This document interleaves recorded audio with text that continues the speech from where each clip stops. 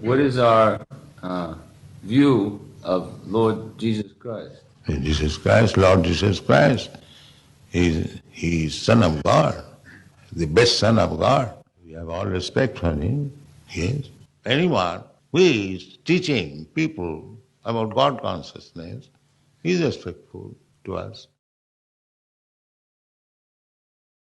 বন্ধুরা, আপনারা কি জানতেন যে যীশু খ্রিস্ট ভারতবর্ষে এসেছিলেন? তিনি কি জগন্নাথ মন্দিরে প্রবেশ করতে পেরেছিলেন? আমরা আজকের ভিডিওতে সেই সময়ের কথা জানব যেটা বাইবেলেও লেখা নেই। 13 থেকে 30 বছরের মধ্যে কি ঘটেছিল তার জীবনে। ভিডিওতে কিছু বলার আগে আমরা এটা জানিয়ে রাখি যে এই ঘটনা the Aquarian Gospel of Jesus the Christ এই বই থেকে নেওয়া হয়েছে। এই বইয়ের সেকশন 6 চ্যাপ্টার 21 থেকে চ্যাপ্টার 35 পর্যন্ত জিসাস ক্রাইস্টের ভারতে বসবাসের ব্যাপারে কিছু তথ্য বর্ণিত আছে। এছাড়া অন্যান্য গ্রন্থও আছে, যেমন the lost life of Jesus Christ, যে গ্রন্থ থেকে জিসাসের ভারতে আসার প্রমাণ পাওয়া গেছে। এই সম্পর্কে বিস্তারিত জানতে ভিডিওটি অবশ্যই শেষ পর্যন্ত দেখবেন। সকলকে পুরাণ কথা নতুন একটি ভিডিওতে স্বাগত। আজকে আপনারা জানবেন যখন যীশু খ্রিস্ট এসেছিলেন ভারতে। সবাই দয়া করে আমাদের চ্যানেলটি সাবস্ক্রাইব করে নেবেন, এতে আমরা পরবর্তী ভিডিও বানাতে অনুপ্রেরণা পাই। এই ঘটনা সেই সময়কার যখন উড়িষ্যার রাজকুমার রাভানা নাজারাত পৌঁছেছিলেন, যে জায়গাটি ইসরায়েলে অবস্থিত। জিসাস সম্পর্কে সম্পূর্ণ তথ্য সংগ্রহ করার পর রাভানা তার সাথে সাক্ষাতের জন্য নাজারাতে গিয়েছিলেন। রাভানা জিসাস এবং তার পিতা জোসেফকে চিফ গেস্ট করে তিনি যেখানে ছিলেন সেখানে আমন্ত্রণ করেছিলেন। এরপর কিছুদিন জিসাসের ঘরে অতিথি রূপে থাকার পর তিনি এই প্রস্তাব রেখেছিলেন যে তিনি ভারতের বৈদিক জ্ঞান এবং ব্রহ্মজ্ঞান সম্পর্কে তাকে সবকিছু বলবেন।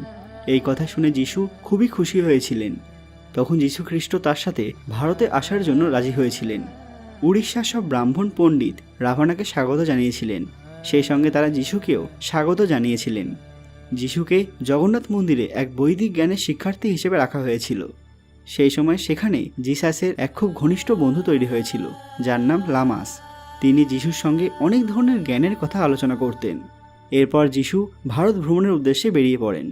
একসময় আর্ট অফ হিলিং শিখে নিয়েছিলেন এবং তিনি উদারকার শিষ্যত্ব গ্রহণ করেছিলেন, যিনি সেই সময়কার এক নামকরা হিলার ছিলেন। উদারকার থেকে তিনি বহু জ্ঞান প্রাপ্ত করেছিলেন, যেমন ওয়াটার, ফায়ার, পৃথিবী, কোল্ড, হিট এইসবের ব্যবহার কিভাবে করতে হয়, কখন করতে হয় এবং কেন করতে হয়, এইসবের জ্ঞান লাভ করেছিলেন।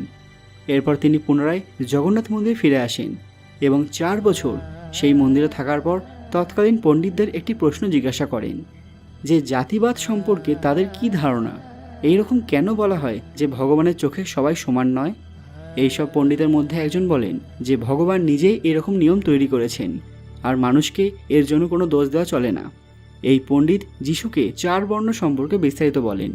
এনার কথা শোনার পর জিসাস জগন্নাথ মন্দিরের দিকে তাকিয়ে বলেন, আমার পিতা পরমেশ্বর যিনি আছেন এবং সর্বদা সঙ্গে থাকবেন, যিনি তার হাতে ন্যায় এবং অধিকারের দাঁড়িপাল্লা নিয়ে আছেন, যিনি নিজের প্রেমের দ্বারা সকল মানুষকে একই বন্ধনে বেঁধেছেন, হে মনুষ্যজাতির পিতা, আমি আপনাকে প্রণাম করি আর আমি আপনার নামে স্তুতি করছি। যিশুর এই ধরনের কথা শুনে সেখানকার পণ্ডিতরা খুবই ক্ষুব্ধ হয়ে ওঠেন। তারা যিশুকে বন্দি করতে উদ্যত হন। লামাস যিশুকে ছেড়ে দেওয়ার জন্য আর্জি জানিয়েছিলেন, কিন্তু পণ্ডিতরা বলেন যিশু মন্দিরকে অপমান করেছে আর এই অপরাধের একমাত্র সাজা হলো মৃত্যুদণ্ড। এরপর লামাসের একান্ত অনুরোধে পণ্ডিতরা যিশুকে ছেড়ে দেয়। ওড়িশা থেকে বেরিয়ে এসে যিশু তিব্বতের দিকে রওনা দিয়েছিলেন।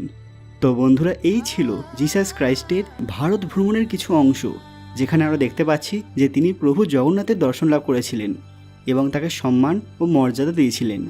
কিন্তু অনেকেই এই ঘটনা সম্পর্কে বিরুদ্ধ মনোভাব পোষণ করে থাকেন। প্রভু জগন্নাথ পরম পিতা, জিসাস ভগবানের দূত হিসেবে পৃথিবীতে এসেছিলেন ভগবানের বাণী সবার মধ্যে ছড়িয়ে দিতে। তিনি নিজেই ভগবান এ কথা জিসাস ক্রাইস্ট কখনোই বলেননি। এই সম্পর্কে আপনাদের মতামত কমেন্ট বক্সে অবশ্যই জানাবেন। আর হ্যাঁ, আবারও জানিয়ে রাখি আজকের সম্পূর্ণ ঘটনাটি একটি পুস্তক থেকে গৃহীত, যার নাম the Aquarian Gospel of Jesus the Christ.